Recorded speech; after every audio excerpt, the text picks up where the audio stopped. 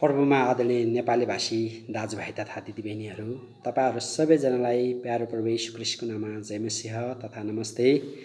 प्रिय दर्शक महानुभावहरू, आज फादर्स डे हो र यो फादर्स डेलाई नेपालमा बुवाको मुख हेर्ने दिन भनिन्छ र बाइबल अनुसार पिताको मुख हेर्ने दिनलाई मनाउन मिल्छ कि मिल्दैन भनेर भन्नुपर्दा वास्तवमा हाम्रो पिता सृष्टिकर्ता पिता परमेश्वर हुनुहुन्छ र त्यसैगरी संसारमा पनि हामीलाई जन्म दिने एउटा पिता हुनुहुन्छ, बुवा हुनुहुन्छ हैन।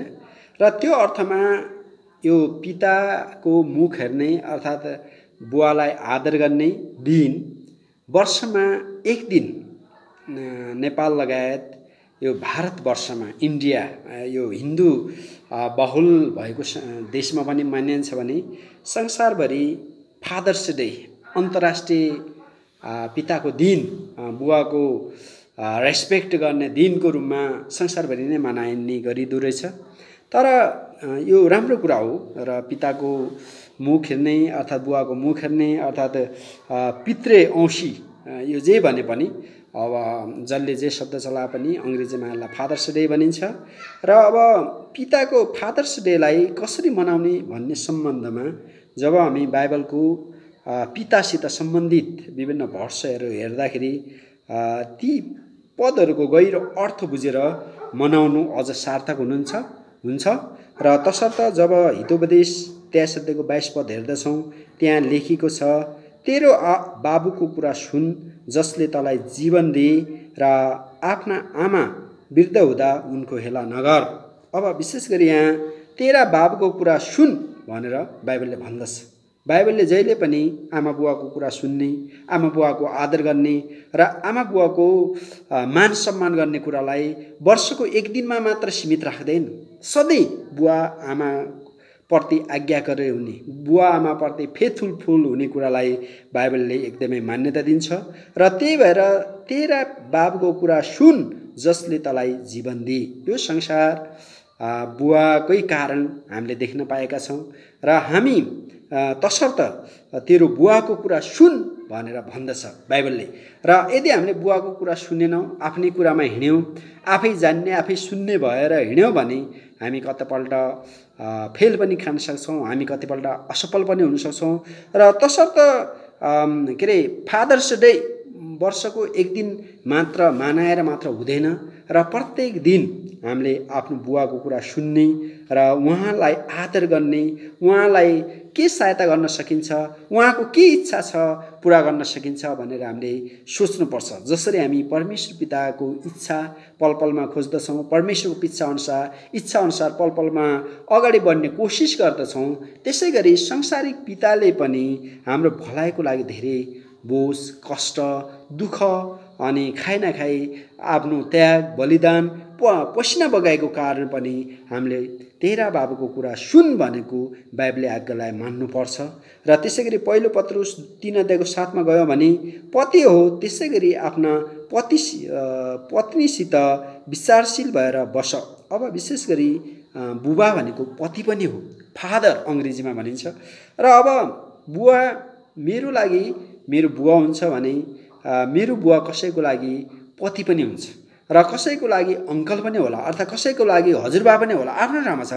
जे भए पनि यहाँ विशेष गरी त्यो बुवाले पतिले आफ्नो श्रीमतीसँग कसरी बस्ने भन्दाखेरि पति हो त्यसै गरी आफ्ना पत्नीसित विचारशील भएर बस। आफ्नी पत्नीसित एकदमै विचारशील बसेर बस्ने र साथसाथै अर्को ठाउँमा त के पनि लेखेको छ भने पति हो आफ्नो पत्नीलाई प्रेम गर। र भनेको मतलब बुबा अर्थात् फादर प्रेमिलो पनि हुनुपर्छ। प्रेम यदि बुवामा छैन भने त्यो परिवार एकदम निरस हुन्छ, त्यो परिवारमा निराशा आउँछ, त्यो परिवारले भने जस्तो खुसियाले पाउन सक्दैन, आनन्द उपभोग गर्न सक्दैन, किनभने बुवाको जीवनमा प्रेम छैन। अनि त्यहाँ रुखोपन छ, त्यहाँ खस्रोपन छ, त्यहाँ रिस हुन्छ, त्यहाँ घृणा हुन्छ। तर जब प्रभुलाई कोही बुवाले भेट्छ पाउँछन् भने त्यस्तो बुवा अवश्य पनि प्रेमिलो हुन्छ। त्यो बुवाले आफ्नो परिवारलाई, आफ्नो समाजलाई, आफ्नो देशलाई प्रेम गर्ने र आफ्नो छोराछोरीलाई असाध्यै माया गर्ने पनि बुवा हुन्छन्। र यहोशू 24 अध्यायको 15 पदले के भन्छ भने, तर म र मेरो घरनाले परमप्रभुको सेवा गर्नेछु। बुवाले परिवारमा एक किसिमको बाइबल अध्ययन गराउने, बुवाले परिवारलाई कुन दिशामा डोर्याउने हो त्यो कुराको एकदमै व्यवस्था गर्छन्। र बुवा घरको एउटा पहिलो टिचर पनि हुन् र बुवाले घर परिवारमा बाइबलले शिक्षा सिद्धान्त सिकाउने र आफ्नो परिवारको रक्षा गर्ने, आफ्नो परिवारको पालन पोषण गर्ने काम गर्दछन्।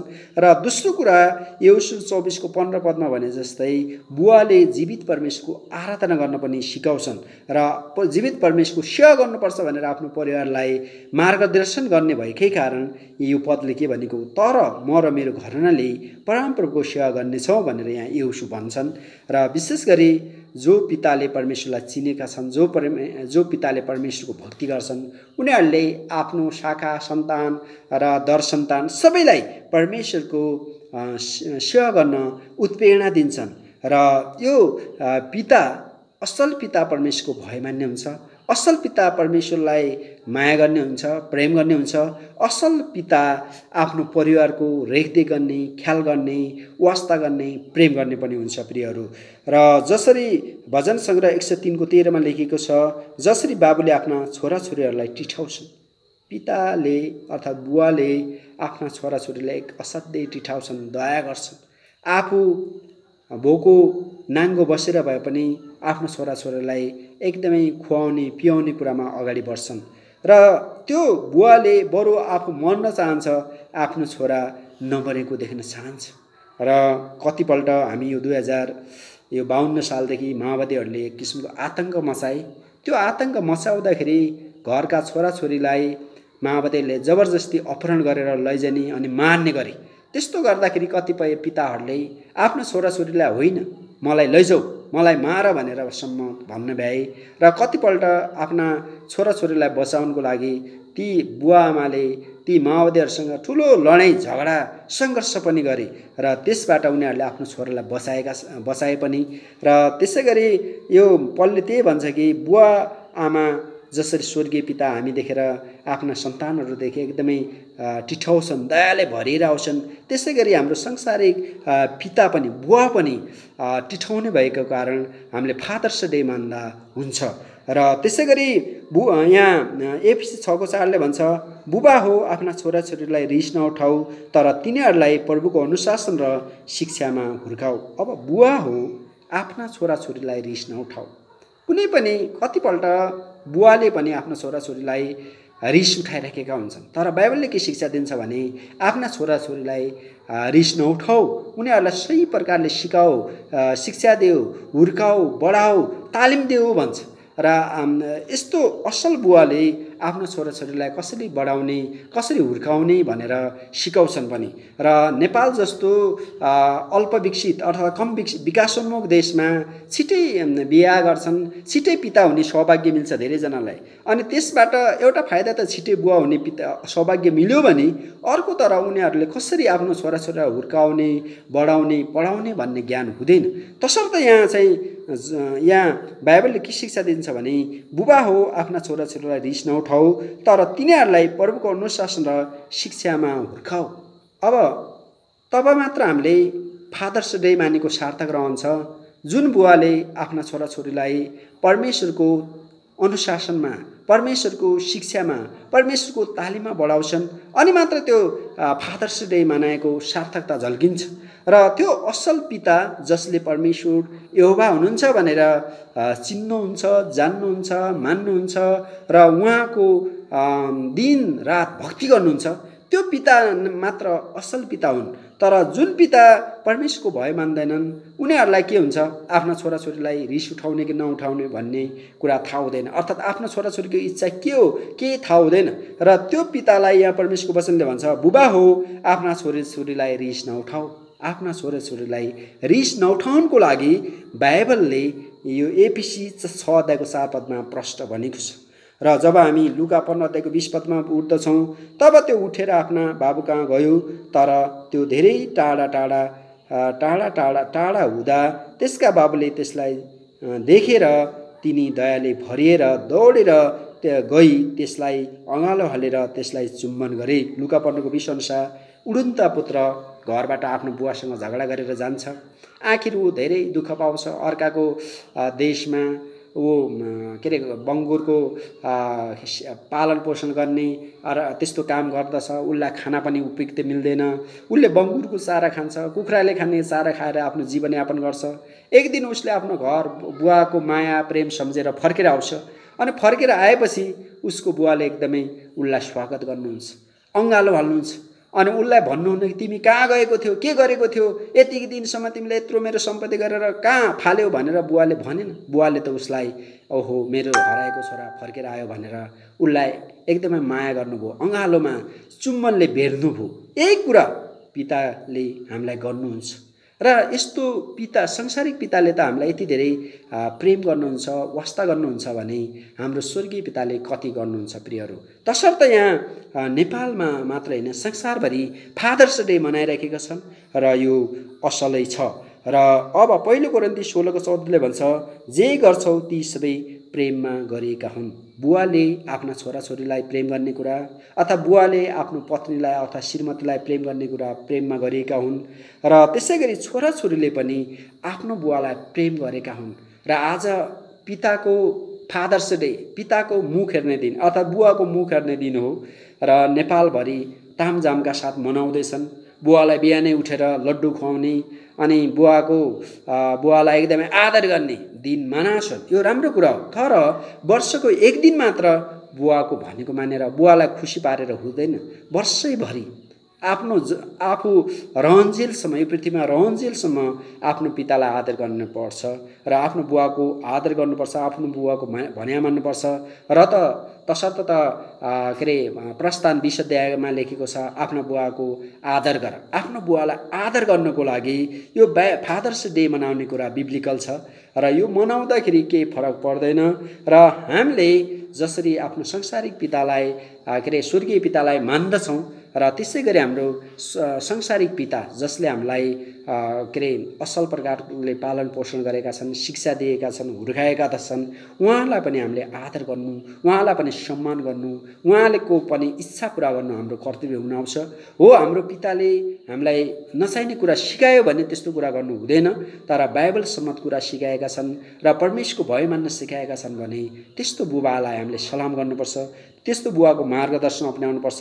र त्यस्तै बाइबलको शिक्षा र सिद्धान्त हामी असल बुवाले आफ्नो छोराछोरीलाई हस्तान्तरण गर्नुपर्छ। यो चाहिँ परमेश्वरको इच्छा हो।